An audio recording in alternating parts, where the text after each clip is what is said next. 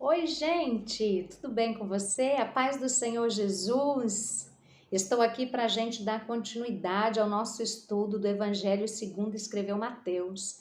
Hoje nós estaremos fazendo o estudo do penúltimo capítulo, capítulo 27 do Evangelho segundo escreveu Mateus. E vamos dar continuidade a esse aprendizado tão rico e tão maravilhoso que nós temos à nossa disposição através da Bíblia. E que o Senhor possa nos iluminar, que o Espírito Santo de Deus possa abrir a nossa mente, o nosso coração, para verdadeiramente aprendermos da palavra do Senhor e colocarmos ela em prática na nossa vida. Porque tudo aquilo que nós aprendemos de Deus, nós precisamos colocá-las em prática na nossa vida. Seja através de liberar perdão, seja através de analisar as nossas atitudes, seja através de ouvir o ensinamento de Jesus e puxar isso para a nossa vida, para que nós possamos ser mudados, moldados, transformados através da palavra do Senhor.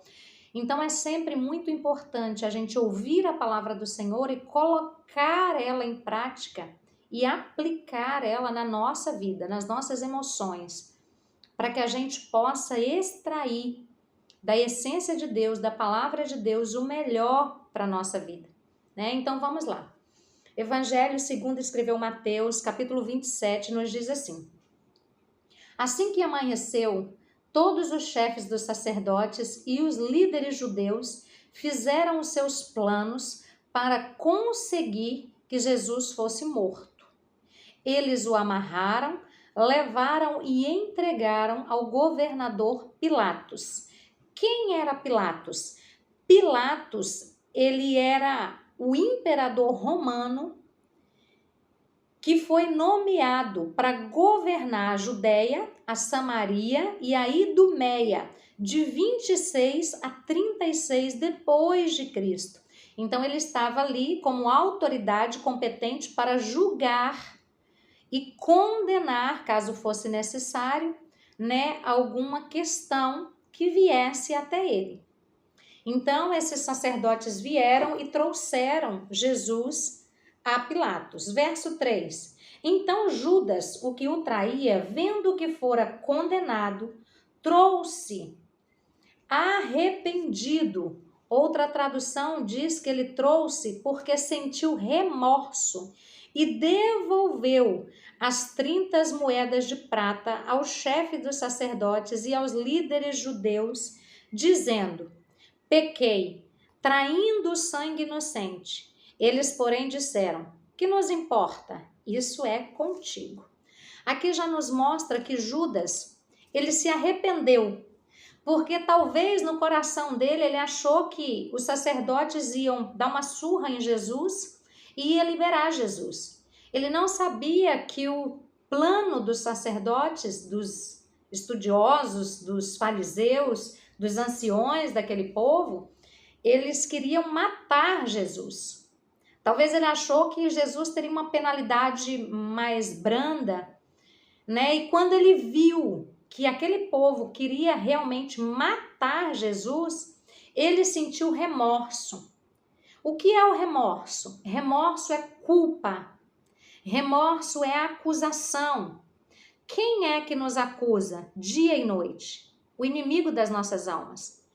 Aprenda a diferença entre remorso e arrependimento.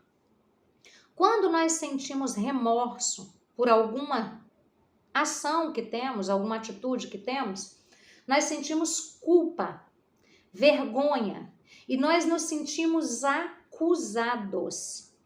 Então isso nos deixa inquieto. O remorso é um sentimento de culpa e ele não gera mudança na nossa vida. O arrependimento é diferente. O arrependimento ele não vem com acusação. Quem nos acusa é o inimigo das nossas almas. Então, toda vez que você sentir remorso, que você sentir culpado, que você receber acusações, essas acusações não vêm de Deus para a sua vida, vêm do inimigo das nossas almas que tenta a todo tempo nos acusar e dizer que nós não somos bons o suficiente para receber o sacrifício que Jesus já fez por nós. Então, toda vez que você for acusado, não é Deus que está te acusando. É o inimigo da tua alma, querendo te trazer vergonha e impedimento para você chegar na presença de Deus, reconhecer o seu erro e produzir um arrependimento de verdade. Arrependimento, ele gera dentro de nós mudança. Ele faz a pessoa mudar de atitude. Ele não fica se remoendo em culpa, mas ele tem uma atitude de mudar totalmente a atitude dele até a partir daquele momento. Então, essa é a diferença. Remorso é culpa e acusação. Não gera transformação. Você continua caindo no mesmo erro. Mas o arrependimento não, ele gera mudança e transformação na nossa vida. Então, o que Judas sentiu foi remorso.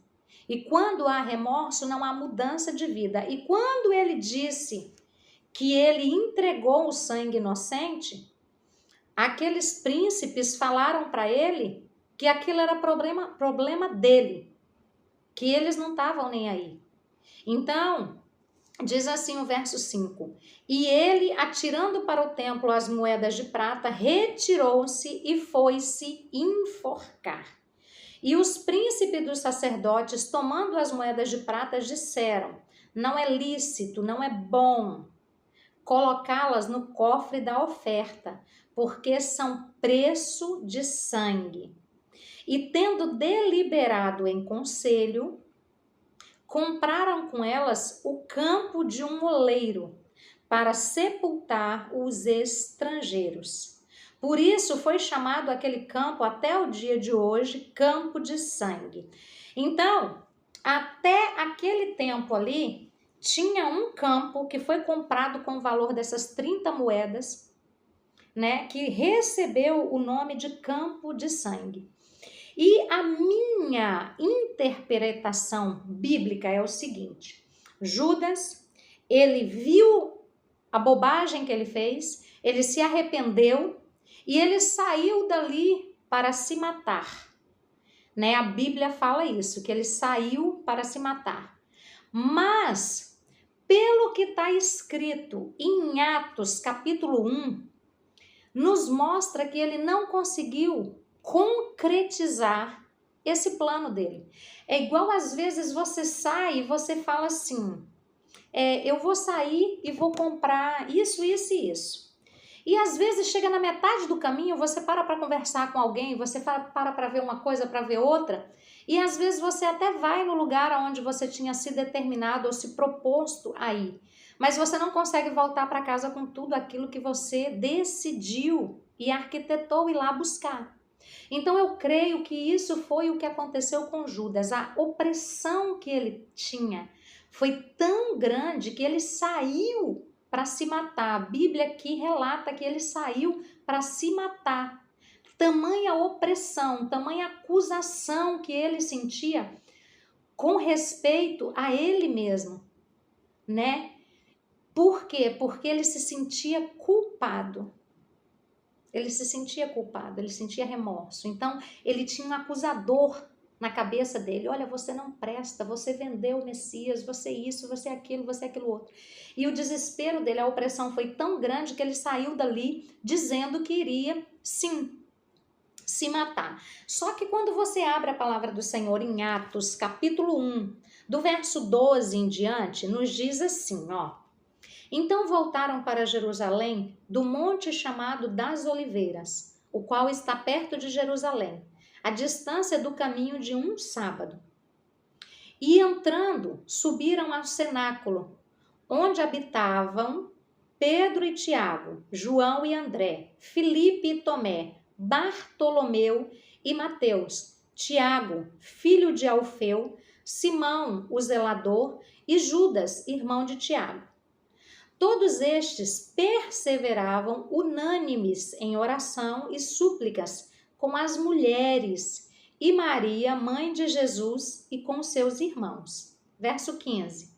E naqueles dias, levantando-se Pedro no meio dos discípulos, ora, a multidão junta era de quase 120 pessoas. Então, estava reunido ali, além de todos os discípulos, e as mulheres, mais ou menos 120 pessoas naquele lugar.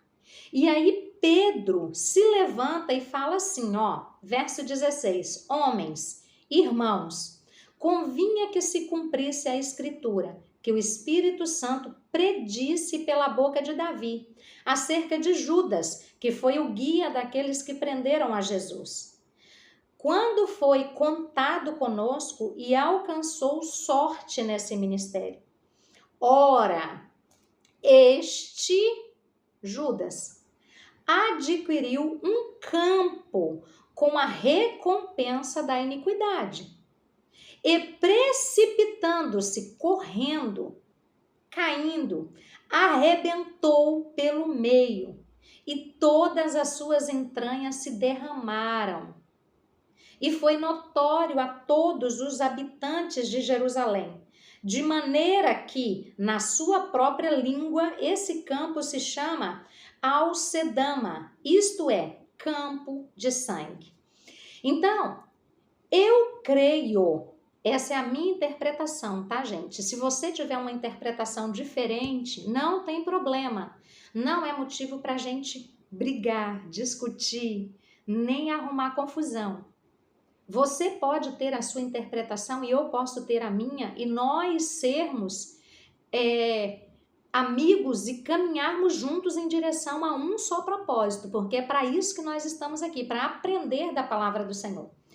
Mas Mateus, ele diz que Judas saiu e foi se enforcar. Só que aqui estão todos reunidos, todos. Então, quando Pedro se levantou para falar que Judas correu, se precipitou, caiu, a sua barriga cortou ao meio e as suas entranhas caíram para o lado de fora, eu creio, Jaqueline, que se ele tivesse se enforcado, alguém teria se levantado e falado assim, não, Pedro, não foi isso que aconteceu. Ele jogou o dinheiro ali e realmente os sacerdotes, os escribas que ali estavam, compraram esse campo com dinheiro. Mas aqui diz que foi ele que comprou o campo, com a recompensa de ter entregue Jesus. E ele, correndo ali, ele caiu e partiu, abriu a sua barriga ao meio e as suas entranhas vieram para o lado de fora, né? Foram expostas. Então eu, Jaqueline, fico com a interpretação de Atos, aonde estavam todos reunidos e eles estavam decidindo quem seria o substituto de Judas. Então Pedro se levantou diante de todas aquelas pessoas e contou a história num contexto completo. Essa é a minha visão, mesmo porque, como eu já falei com vocês em outros capítulos, Mateus, ele não é detalhista, né? Ele vai falando assim, vai falando e vai falando e vai falando, né? Ele não tem muitas,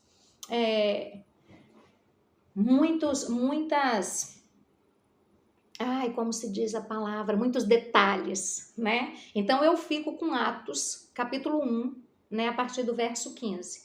E aí depois dá uma olhada, dá uma lida, vê aí o que o Espírito Santo vai falar com você e deixa ser conduzido pelo Senhor, né? Então aqui, verso 9, voltando para o capítulo 27 de Mateus, verso 9. Então, se realizou o que o vaticinara, nossa Deus, que palavra difícil, né? Verso 9.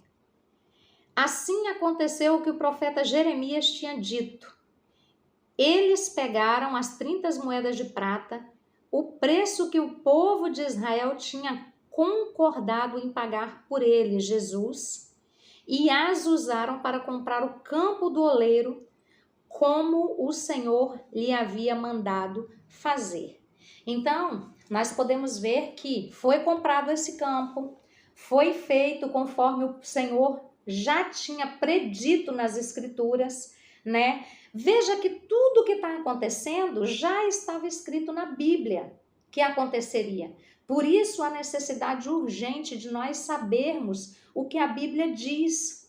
Porque independente de nós acreditarmos ou não no que a Bíblia diz, ela irá se cumprir. né? Quando nós vemos que Deus fala e Deus cumpre. Passa o tempo e Deus cumpre a palavra dele, a promessa dele, aquilo que ele fala acontece. Então, como havia sido falado lá através do profeta Jeremias, estava acontecendo aqui. E o povo estava tendo que ver aquilo que a palavra do Senhor dizia. Verso 11. Jesus estava em pé diante do governador, e este o interrogou dizendo: Você é o rei dos judeus? Jesus respondeu: Quem está dizendo isso é o Senhor. Lembra que Jesus, ele não pode mentir. Então ele não desmente, né, o governador. Ele simplesmente diz: Você diz, né? O Senhor está dizendo, né? Então eu não posso falar nada, né? O fim da lei é Cristo, porque Cristo, ele vai cumprir 100% da lei e da ordenança divina.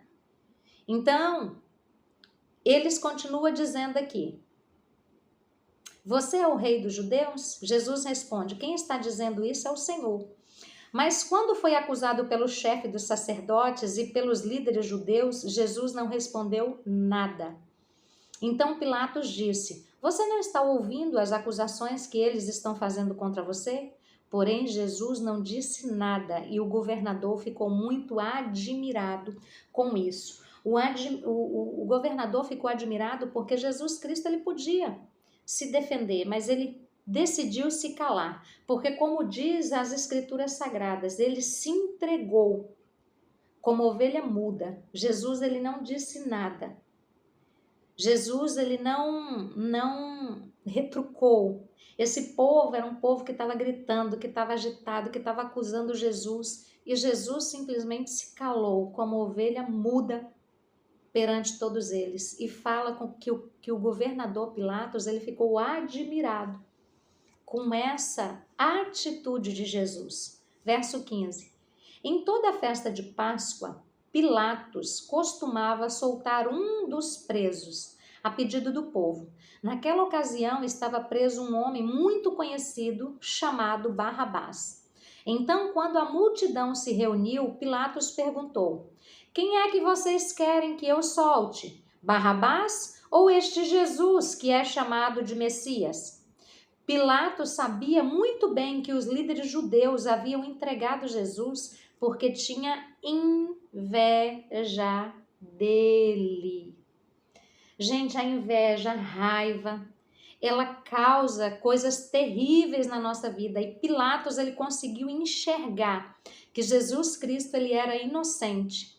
E ele viu que aqueles líderes judeus, aquele povo que estava ali, eles estavam com inveja de Jesus. E por isso eles estavam criando uma situação para matar Jesus. Pilatos aqui, ele viu que Jesus era diferente, era inocente, ele percebeu a situação e a simulação daqueles que eram maus e que estavam ali tentando matar Jesus. E diz assim, verso 19: Enquanto Pilatos estava sentado no tribunal, a sua esposa lhe mandou o seguinte recado: Não tenha nada a ver com este homem inocente, porque esta noite, num sonho, eu sofri muito por causa dele. Gente, que coisa linda. A palavra do Senhor, ela não diz se essa mulher era judia, se essa mulher era de outra religião, mas fala que essa mulher teve um sonho. Quem deu esse sonho para ela? Nós não sabemos. Pode ser Deus querendo dizer para ele, ó, não faça nada, porque tudo está no meu controle. Ou pode ser o inimigo que deu esse sonho para ela, para que ela falasse isso com o marido dela e ele falasse assim, ó, independente do que eles querem, eu não vou deixar fazer nada com Jesus, né? Porque ela falou aqui, ó, não faça nada. Não faça nada, não tenha nada a ver com esse inocente. Então ele poderia virar e falar assim, ó, vocês podem fazer o que vocês quiserem fora daqui, mas aqui quem manda sou eu, então Jesus não vai. Vai ficar aqui, vai ser liberto e acabou, né? Ele poderia, ele era o governador, ele que mandava em tudo. Por mais que o povo pulasse, gritasse, chorasse, fizesse e acontecesse, ele poderia não estar nem aí, porque ele era o governador. É ele quem mandava. No final das contas, era ele quem fazia, dava a ordem final e acabou. Mas como essa mulher veio e trouxe essa palavra, houve mais temor ainda no coração de Pilatos, creio eu, né? Então, essa mulher, ela teve um sonho e no sonho ela sofreu muito por causa de Jesus, né? E aí é um mistério, né? Essa situação de quem deu esse sonho para essa mulher, qual foi a interpretação, qual foi a real advertência, houve a real decisão, né, de quem entregou o sonho para essa mulher e qual era o objetivo final, nós só vamos saber lá na glória. Tem muita coisa que é surpresa, é mistério e nós só vamos saber lá no céu. Aqui nós não vamos saber, aqui a gente pode cogitar. Ah, eu acho que foi assim, eu acho que foi por isso, eu acho que foi por aquilo, eu penso que foi assim, mas dá uma certeza absoluta ali, não tem como, tá? Então diz assim, verso 20. O chefe dos sacerdotes e os líderes judeus convenceram a multidão a pedir ao governador Pilatos que soltasse Barrabás e condenasse Jesus à morte. Então o governador perguntou: qual dos dois vocês querem que eu solte? Barrabás? Responderam eles. Olha, gente, como é perigoso a ação da persuasão na vida da pessoa, o poder de influência, o poder de convencimento. Esses homens aqui, eles usaram desse poder de convencimento, de influência para fazer o que era mal, para matar um inocente por causa dos maus sentimentos que eles tinham dentro deles. Entendeu? Então outras pessoas já usam essa influência, esse poder de persuasão para o seu próprio interesse.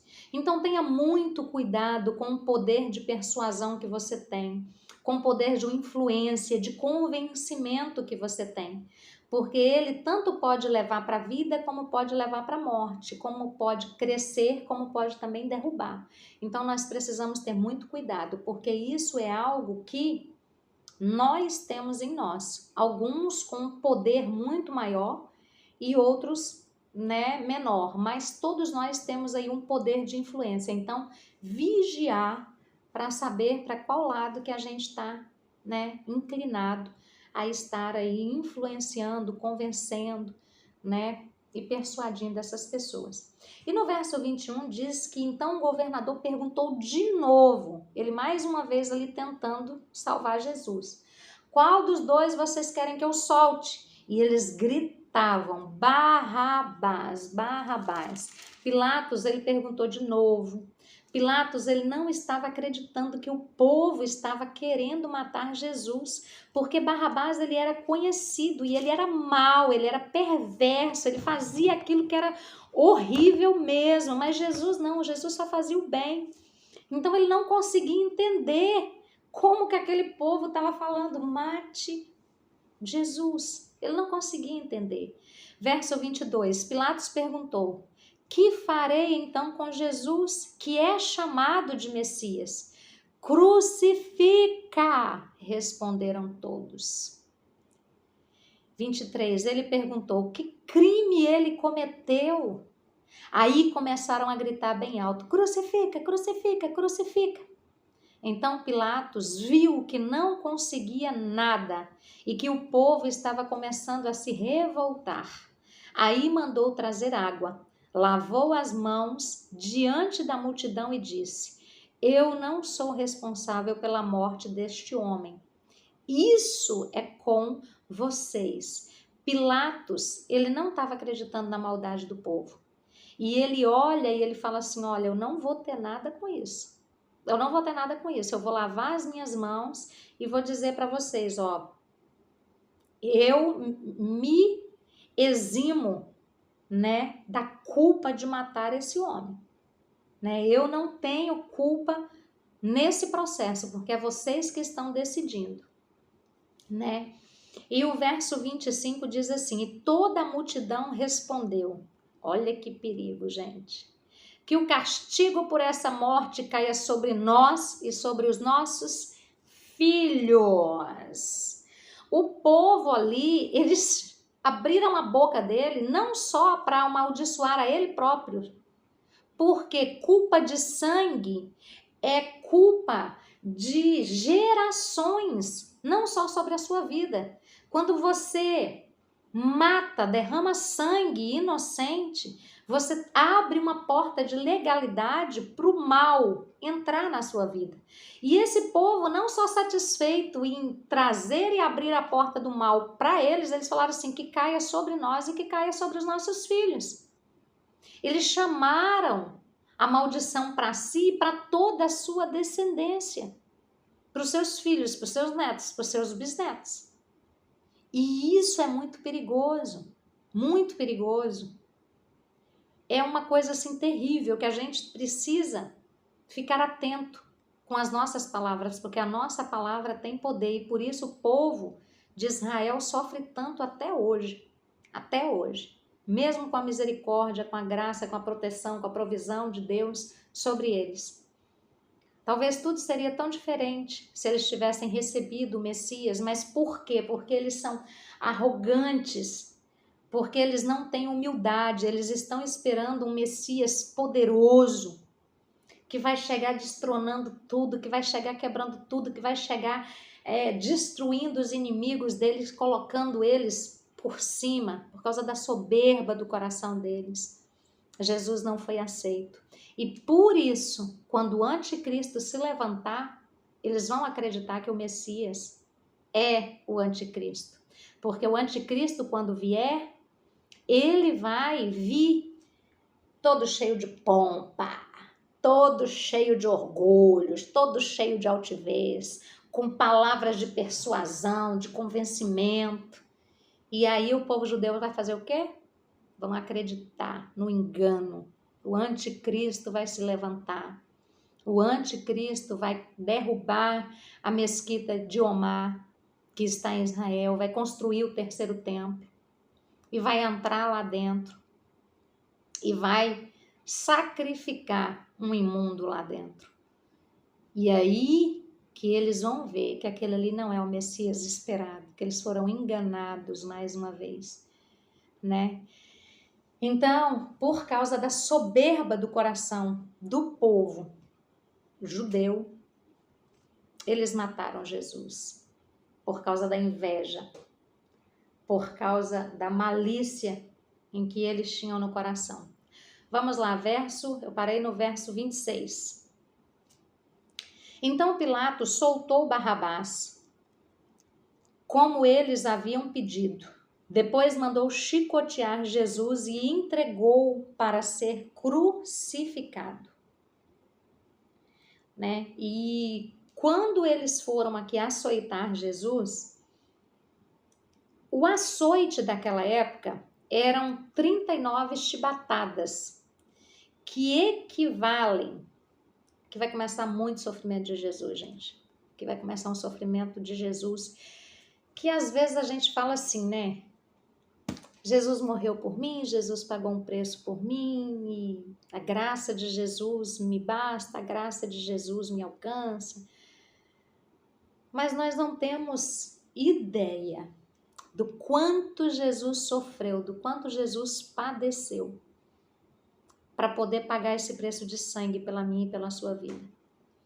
Para extirpar da nossa vida o poder do pecado e rasgar o véu que fazia limitação e impedimento de chegarmos na presença do Senhor. E aqui nós vamos poder ver em detalhes. E eu busquei algumas coisas mesmo para poder passar para vocês saberem o peso. E mesmo falando aqui, eu tenho certeza que não chega nem perto de tudo aquilo que Jesus realmente viveu. Mas para vocês saberem o peso do quanto Jesus sofreu por amar você e por querer te resgatar desse mundo cheio de pecado e iniquidade, trazer você para a presença dele. Então aqui diz que, então Pilato soltou Barrabás, como eles haviam pedido, e mandou depois chicotear Jesus e o entregou para ser crucificado. Esse açoite aqui era 39 chibatadas, porque era um chicote bem grande, mas esse chicote, ele tinha 8 tiras, e nessas tiras tinha 3 pontas. Esse chicote é um chicote romano chamado azoraque. Se você puxar aí no Google, você vai ver a foto dele. Ele tinha nessas pontas ossos de carneiro e dentes grandes de animais. Ele tinha pontas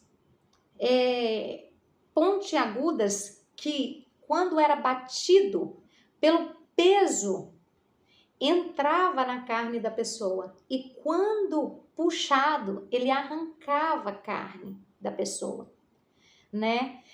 Então, Jesus Cristo, ele foi açoitado com 39 chicotadas. Mas essas 39 chicotadas, elas equivalem a 117 golpes. O chicote era um, mas a potência que ele tinha era extremamente dilacerosa para a carne. Então, Jesus Cristo, ele sofreu muito, muito, muito, muito, muito por mim e por você. Diz assim o verso 27. Depois os soldados de Pilatos levaram Jesus para o palácio do governador e reuniram toda a tropa em volta dele. Tiraram a roupa de Jesus e o vestiram com uma capa vermelha. Fizeram uma coroa de ramos cheios de espinhos e a puseram na sua cabeça. E colocaram um bastão na sua mão direita. Aí começaram a se ajoelhar diante dele e a caçoar, dizendo: Viva o Rei dos Judeus! Cuspiam nele, pegavam o bastão e batiam na sua cabeça.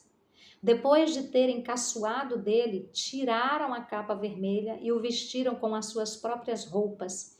Em seguida, o levaram para o crucificarem. Esses homens, eles deram essas chicotadas em Jesus e depois eles pegaram e tiraram a roupa de Jesus, né, e colocaram uma capa vermelha para dizer que ele era rei, né? Um médico legista chamado Frederic Zugibe, ele é um legista, é um médico legista católico, e ele escreveu um livro chamado Crucificação de Jesus, e ele disse que as consequências médicas de uma surra como essa que Jesus levou, com esse chicote, através daquela tropa, daquele povo, ela produziria na pessoa hemorragia, acúmulo de sangue e líquido nos pulmões, possíveis lacerações no baço e no fígado. A vítima também ia sofrer de tremores e desmaios. Por isso Jesus desmaiou no caminho e precisou ser ajudado. A vítima era reduzida a uma massa de carne exaurida e destroçada. Às vezes nós assistimos algum filme e nós vemos ali e aquilo nos impacta, mas aquilo não traz a real dor que Jesus Cristo sofreu por mim e por você.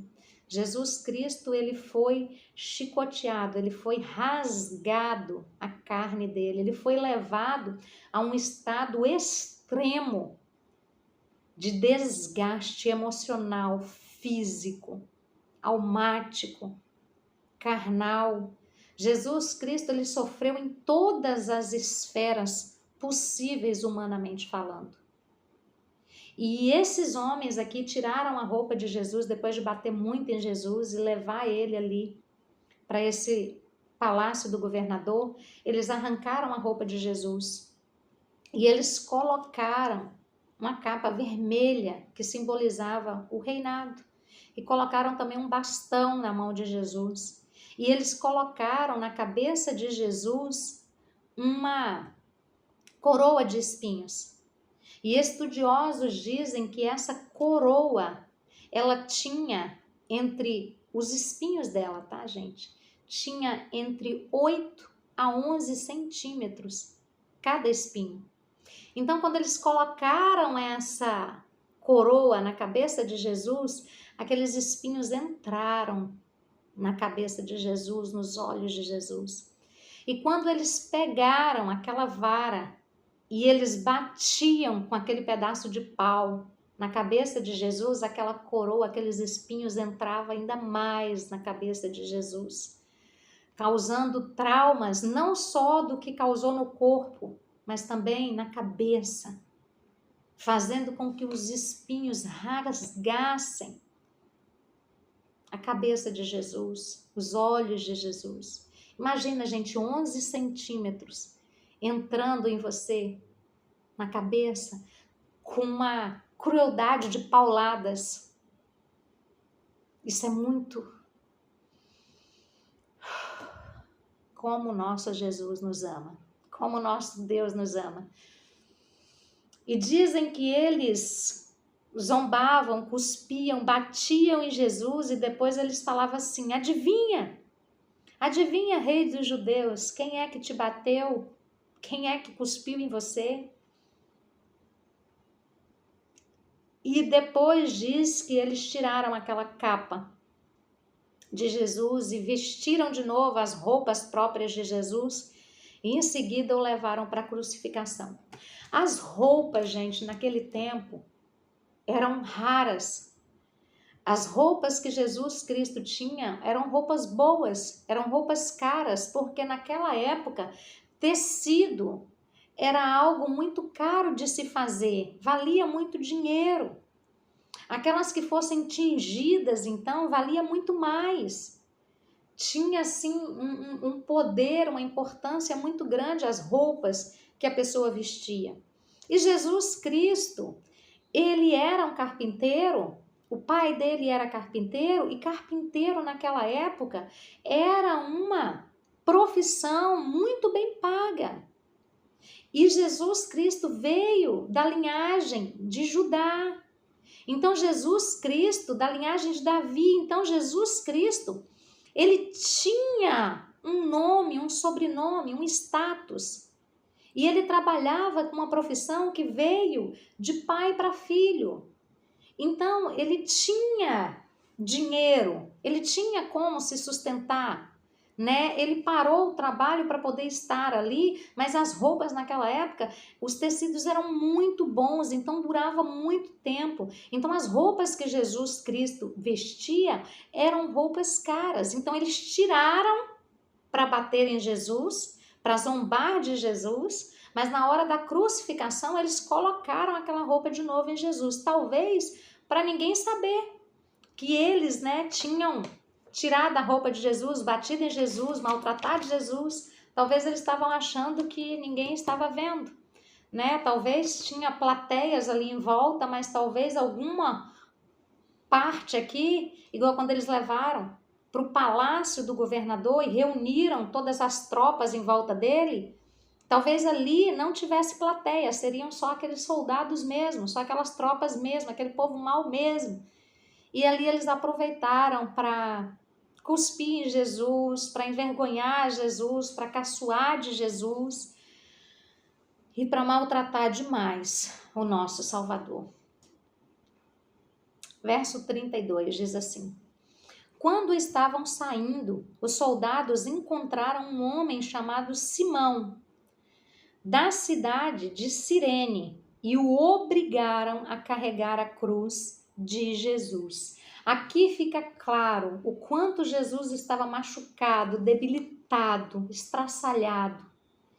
E como descrito pelo médico legista que nós acabamos de ver, Jesus fez uma força sobrenatural para suportar o peso do nosso pecado e nos dar a oportunidade de sermos livres, libertos de todo tipo de pecado que tão de perto nos cerca e nos tenta separar da presença do Senhor em todo tempo. Gente, qual vício, qual pacto, qual aliança Qual palavra é maior do que o sangue de Jesus derramado na cruz? É maior do que o sacrifício de Jesus por nós? Lembra que eu falei no verso anterior que eu vou falar para vocês o que eu acredito ser quando Jesus subiu ali no monte para orar e ele falava assim: Senhor, se possível, passa de mim esse cálice. Eu posso sim viver tudo que eu preciso viver, mas tem uma parte que eu não gostaria de viver. E nós vamos ver essa parte. E é doloroso demais ver que o nosso Senhor sofreu isso tudo por nós. E às vezes nós nos deixamos separar de Deus por causa de um vício de bebida, por causa de um vício de cigarro, por causa de um vício de prostituição, por causa de um vício de tantas outras coisas, por causa de um forró final de semana, por causa de um pagode.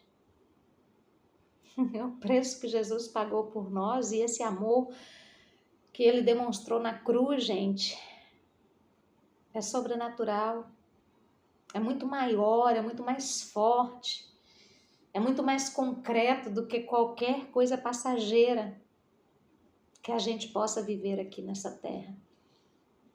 Tem um peso muito grande o que Jesus fez por nós, muito grande. Verso 33 nos diz assim: eles chegaram a um lugar chamado Gólgota. Gólgota quer dizer lugar da caveira. Lugar da caveira. Supõe-se que era um lugar elevado que parecia uma caveira, um monte. Né? O texto, porém, ele não detalha, né, se era um monte, mas tanto que quando você vê filmes, etc e tal, você vê aquele morro e lá em cima as 3 cruzes, né? Então a gente supõe que realmente era assim. Verso 34, ali deram vinho misturado com fel para Jesus beber, mas depois que o provou, ele não quis beber. Por quê, gente? Já foi constatado, né, comprovado que essa mistura que tentaram dar para Jesus, ela era uma mistura com propriedades anestésicas que adormeciam as dores daqueles que estavam ali. Então, você vai ver em algumas traduções vinho com fel, vinho com absinto, vinho com vinagre, vinagre com mirra. Então, eles eram usados como anestésico. Isso já foi comprovado cientificamente. Então, quando eles deram para Jesus, Jesus não aceitou, porque Jesus ele tinha que carregar verdadeiramente toda a dor. Ele tinha que derramar até a última gota de sangue. Ele tinha que ir até o final do propósito que ele veio para cumprir, para verdadeiramente ter valor, ter peso. O sacrifício dele por nós dá essa liberdade para a gente entrar na presença dele e sermos reconhecidos como filhos e filhas por adoção através do sacrifício de Jesus. Verso 35. Em seguida, os soldados o crucificaram e repartiram as suas roupas entre si, tirando a sorte com dados para ver qual seria a parte de cada um. Lembra que eu falei que as roupas naquela época eram caras? Aqui você pode comprovar. Eles tiraram sorte para saber quem é que ia ficar com cada peça de roupa. Então mostra que as roupas eram sim valiosas. E ali eles colocaram Jesus já crucificado vamos colocar assim, de cueca, de tanga, né? Que era mais uma vergonha para o povo judeu. Né? E ali eles fizeram a crucificação de Jesus. Né? Eles furaram as mãos de Jesus. E quando fala mão, gente, lá na Bíblia, mão não é isso aqui, tá?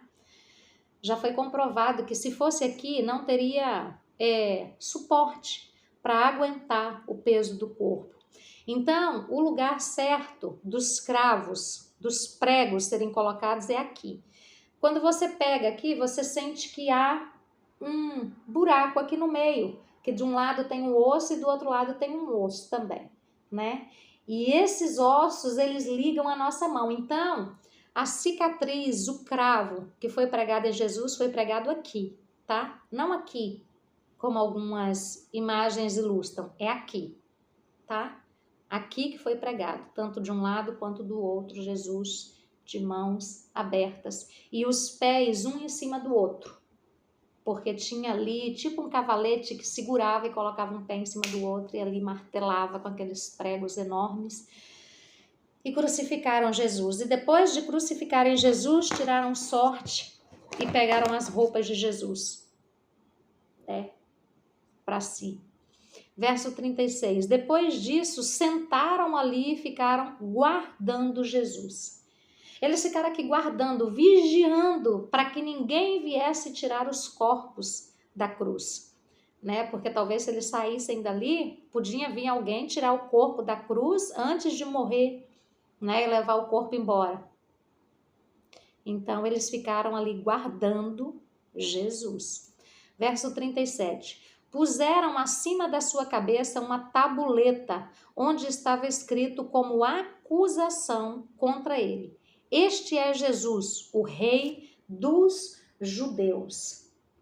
Até a acusação que eles fizeram contra Jesus era verdadeira. Eles achavam que estavam acusando Jesus, mas na realidade eles estavam trazendo a verdade, a importância do nosso Rei, do nosso Senhor, do nosso Salvador.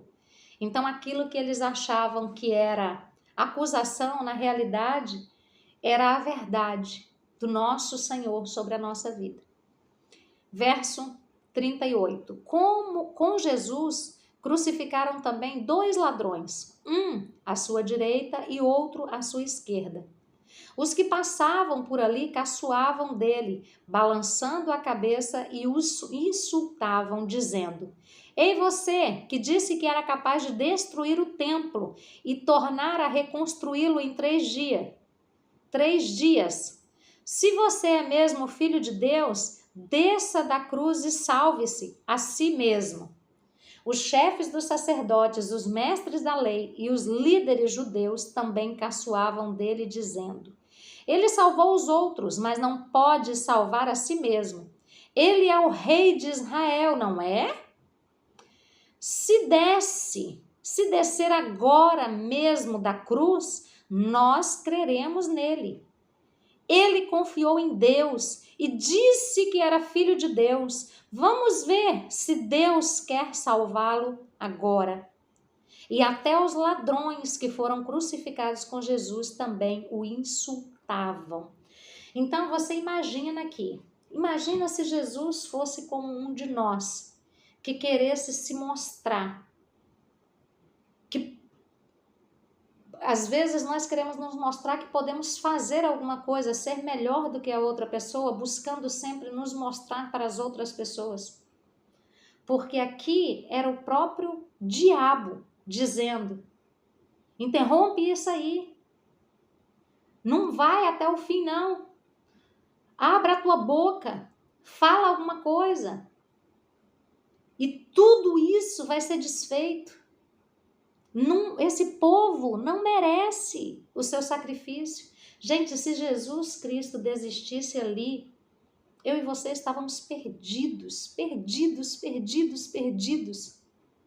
Entenda, foi através do sacrifício de Jesus, da entrega de Jesus, que eu e você temos salvação, remissão dos nossos pecados, oportunidade de onde estivermos clamarmos o nome de Jesus, o sangue de Jesus, e grandes coisas acontecer dentro de nós, através de nós e ao nosso redor. Então, Satanás, ele não queria que Jesus Cristo fosse até o fim de jeito nenhum.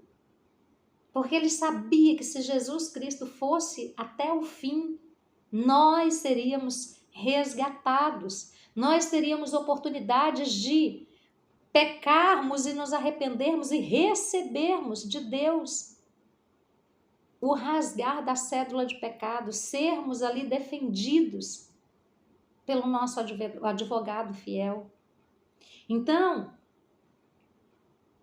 Jesus, ele mostrou mais uma vez humildade. Ele não quis se mostrar para ninguém ali, ele ficou calado. Sabe, Jesus estava decidido a cumprir a ordem de Deus, a ordem do Pai. Ou seja, eles queriam que Jesus Cristo descesse dali em forma de espetáculo, de amostra do seu poder. Se você descer daí e mostrar que você é Deus, que você é realmente filho de Deus, nós vamos crer em você. E é nada. Eles não iam nada. Eles não entendiam que a cruz era um objeto de poder sacrificial. Jesus estava pagando o preço do resgate através da cruz, através da vergonha, através do sangue. Como eles esperam um Messias poderoso, pomposo, eles jamais imaginavam que a cruz era o objeto de poder, de livramento, de transformação, de remissão do pecado. Aleluia! Eles não conseguiam identificar isso.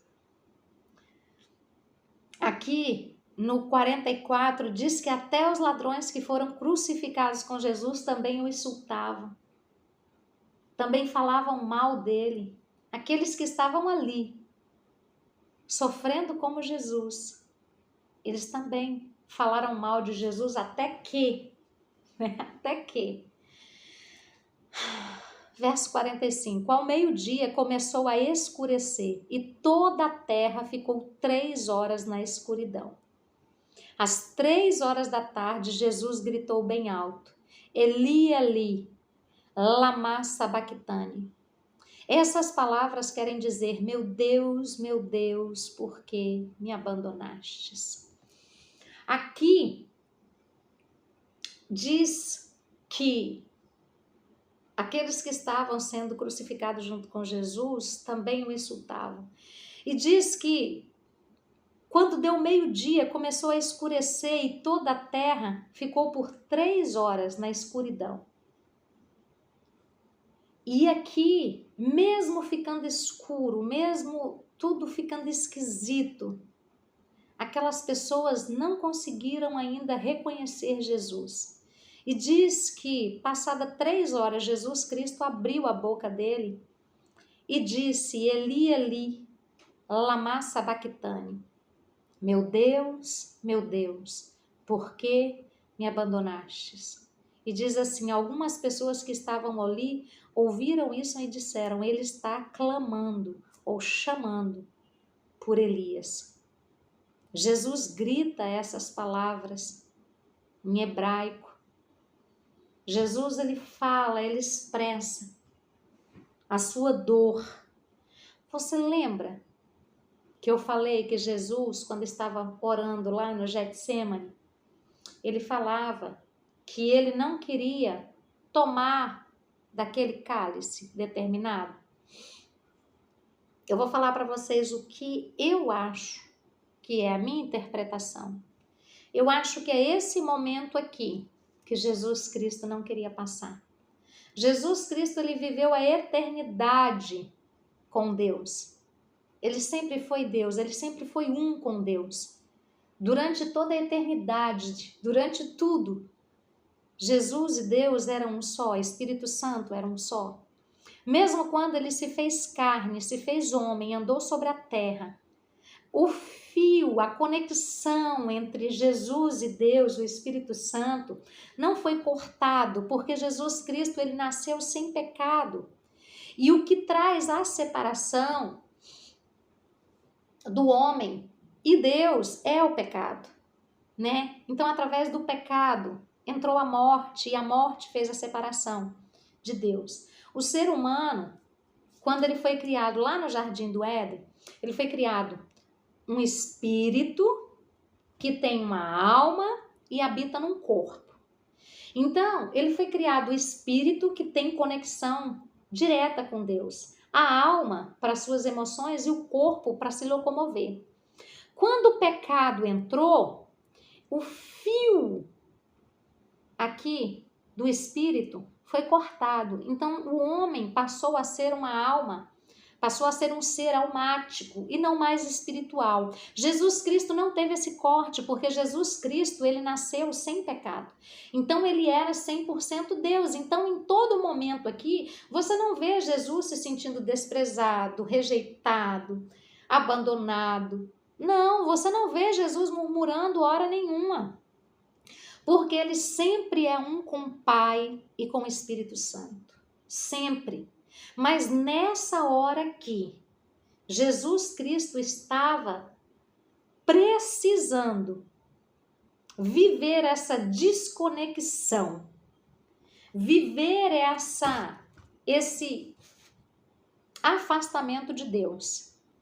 E na minha interpretação, Jaqueline, eu acredito que esse seja o cálice que Jesus não queria tomar. Era a separação do Deus Todo-Poderoso. Ele viveu a vida inteira com Deus.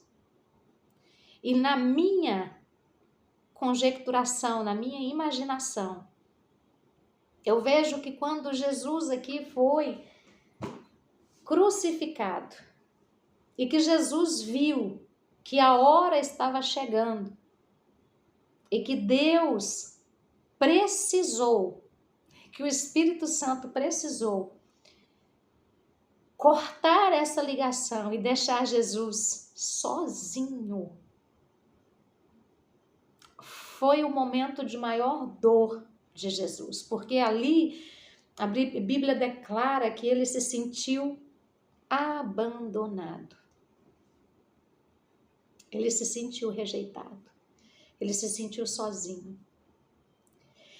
E todo o pecado da humanidade estava sobre ele. Toda a iniquidade, todo o pecado, toda a mazela, toda a prostituição, todo o assassinato, toda espécie de mal em sentimentos, em emoções, em ações, estava sobre Jesus. E nesse momento, Deus e o Espírito Santo tiveram que, ao meu ver, virar as costas para Jesus. Então, quando Jesus olhava para o céu, Jesus já não via mais o céu aberto e o Pai e o Espírito Santo perto dele. Ele se sentiu sozinho, desnudo, abandonado, largado e com o pecado de toda a humanidade sobre ele. E quando aquelas pessoas ali ouviram Jesus orando, eles achavam que Jesus estava chamando por Elias. E verso 48, uma das pessoas correu e molhou uma esponja em vinho comum, pôs na ponta de um bastão e deu-lhe para beber. Outra tradução vai nos falar assim. Isso aqui, gente, é muito terrível mesmo. Verso 47, 48, diz assim: e logo um deles correndo tomou uma esponja e bebedou-a em vinagre e pôs numa cana e dava-lhe de beber. O povo não entendia o que Jesus estava orando, achava que ele estava orando, chamando Elias. E uma das pessoas que estavam ali correu, pegou uma esponja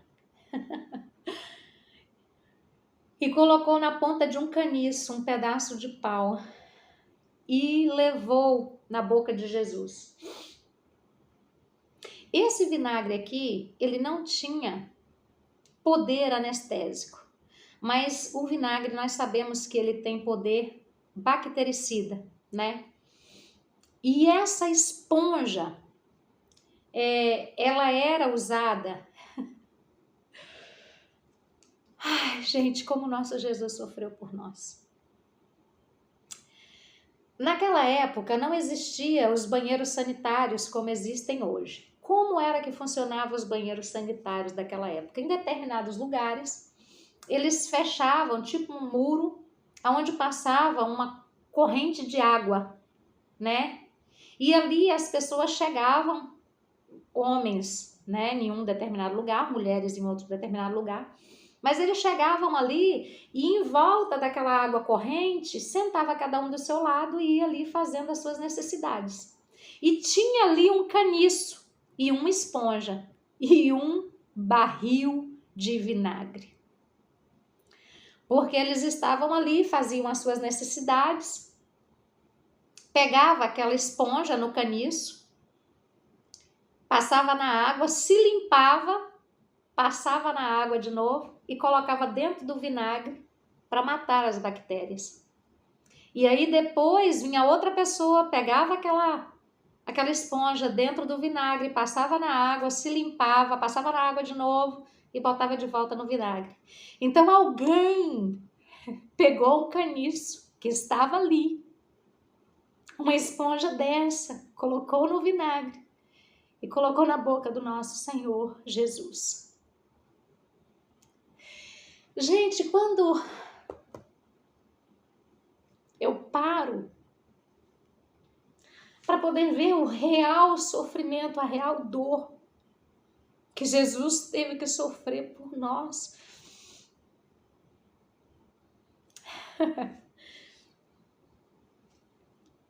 Gente, não há prazer nesse mundo que tira o peso do que Jesus passou por nós. Meu Deus. Às vezes a gente olha e acha que é uma esponja qualquer, um pedaço de pau qualquer, um vinagre qualquer. Não é assim. Não é. Alguém foi ali, pegou aquele caniço, aquela esponja de um lugar de privada e colocou aquela esponja que as pessoas usavam para se limpar na boca de Jesus. Olha, gente, o grau de humilhação que o nosso Senhor passou. Verso 49. Verso 49 nos diz assim: mas outros disseram, espere, vamos ver se Elias vem salvá-lo. Eles continuavam debochando de Jesus. Aí Jesus deu outro grito forte e morreu. Jesus Cristo, o nosso Senhor e nosso Salvador, clamando em grande voz, Jesus entregou a Deus o seu espírito. Veja que não foi a morte que chegou e ceifou Jesus. A morte, ela só tem poder e autoridade sobre aqueles que cometem pecado. Aquele que comete pecado, a morte pode chegar de dia, de tarde, de noite, de manhã, dirigindo, voando, caminhando dentro de casa. Ela pode chegar e levar a vida da pessoa. Ela tem esse poder. Mas diante de Jesus, não. E aí eu conjecturo, como diz o meu pastor, a morte ajoelhada aos pés de Jesus ali na cruz, olhando para Jesus e falando: Senhor, quando o Senhor quiser, Senhor, quando o Senhor achar que é a hora, eu estou aqui. Eu vou com o Senhor. Porque ela não tinha poder. Jesus Cristo, ele deu a sua vida por mim e por você. Ele entregou, como diz a palavra. Num grito forte, ele entregou o seu espírito a Deus. Ele entregou. A morte não teve poder de tirar a vida de Jesus. Mas Jesus entregou por mim e por você. Glória a Jesus. Verso 51 diz assim: então a cortina do templo se rasgou em 2 pedaços, de cima até embaixo. A terra tremeu e as rochas se partiram, os túmulos se abriram e muitas pessoas do povo de Deus que havia morrido foram ressuscitadas. E saíram dos túmulos e depois da ressurreição de Jesus entraram em Jerusalém, a cidade santa, onde muitos viram essas pessoas. Então, aqui está dizendo que o sepulcro se abriu, o véu se rasgou de alto a baixo.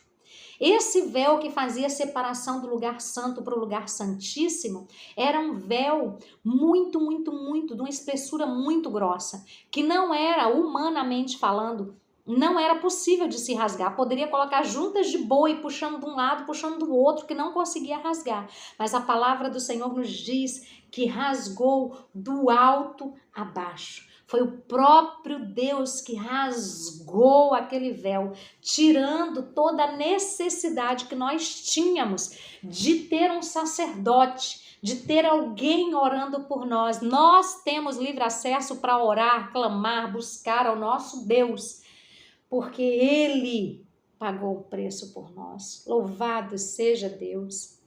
Aleluia. Então diz assim, verso 51. E eis que o véu do templo se rasgou em dois, de alto a baixo, e tremeu a terra, e fendeu-se as pedras, e abriram-se os sepulcros, e muitos corpos de santos que dormiam foram ressuscitados.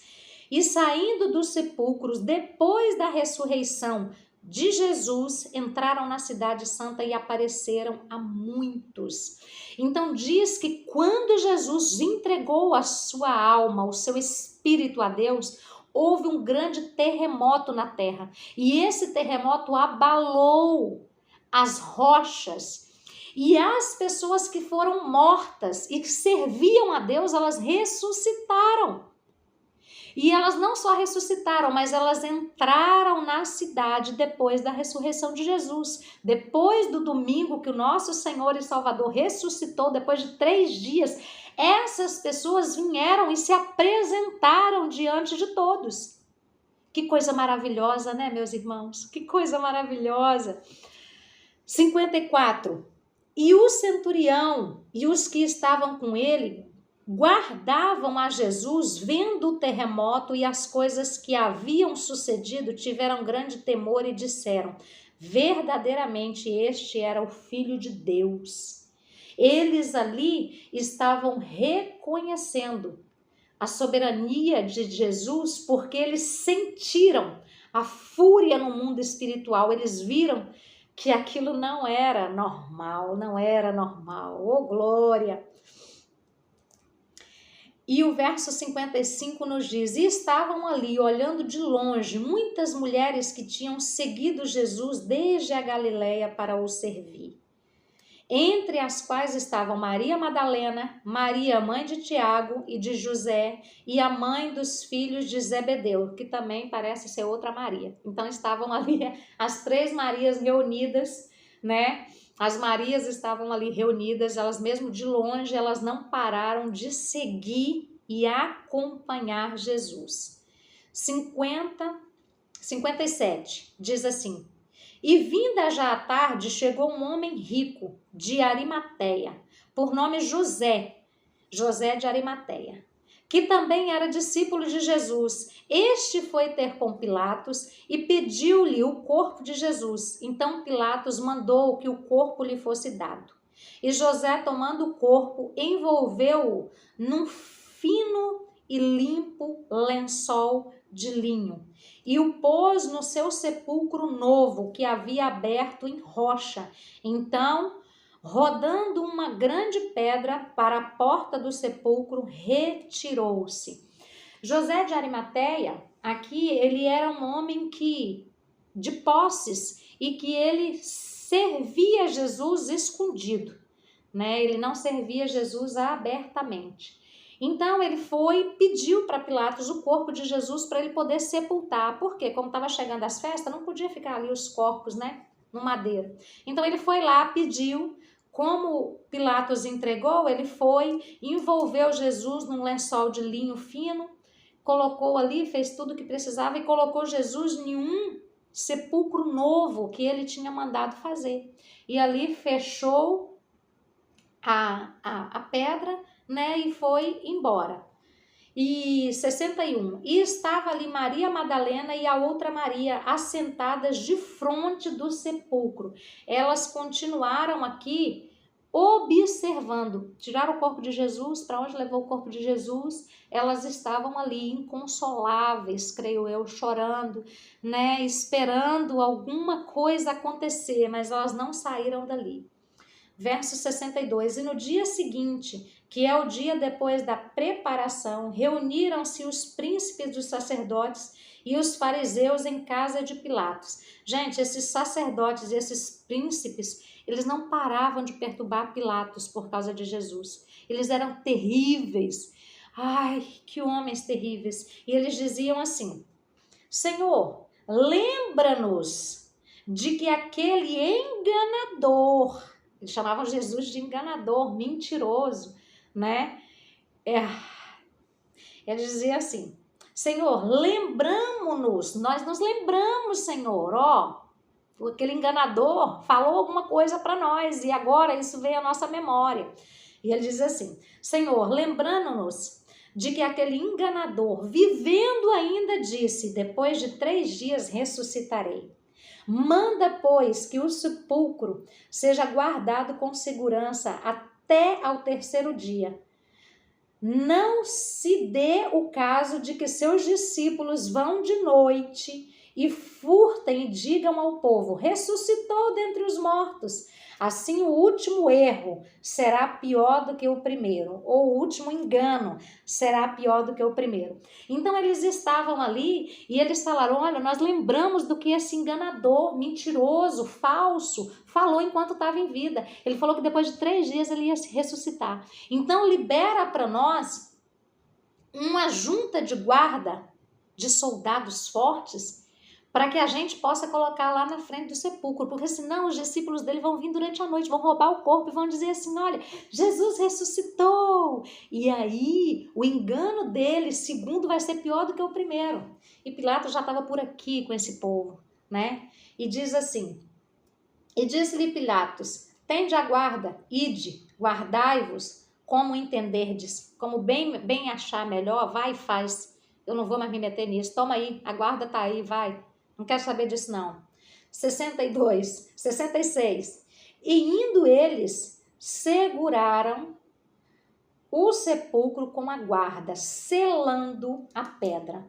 Então, eles foram, pegaram esses guardas, levaram ali para frente e eles, além de colocar os guardas ali, eles selaram aquela pedra para não ter como ninguém chegar ali e abrir aquela pedra, né? Tirar a pedra ali.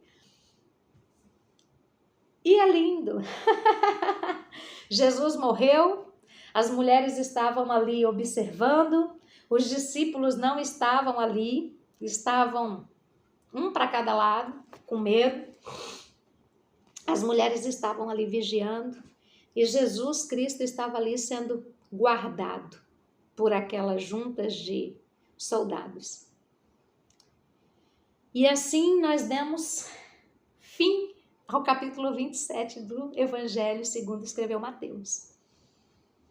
É muito lindo aquilo que Jesus fez por nós, aquilo que ele continua fazendo e aquilo que ele ainda vai fazer. O nosso Jesus é maravilhoso, o nosso Jesus ele é incomparável, o nosso Jesus ele é tremendo. Nada se compara ao amor dele, nada se compara à presença dele, nada se compara ao sacrifício que ele fez por nós, às renúncias que ele fez por nós. E no último capítulo, capítulo 28, nós também vamos ver coisas maravilhosas acontecendo. Eu oro a Deus para que o Espírito Santo do Senhor possa trazer convencimento para o seu coração.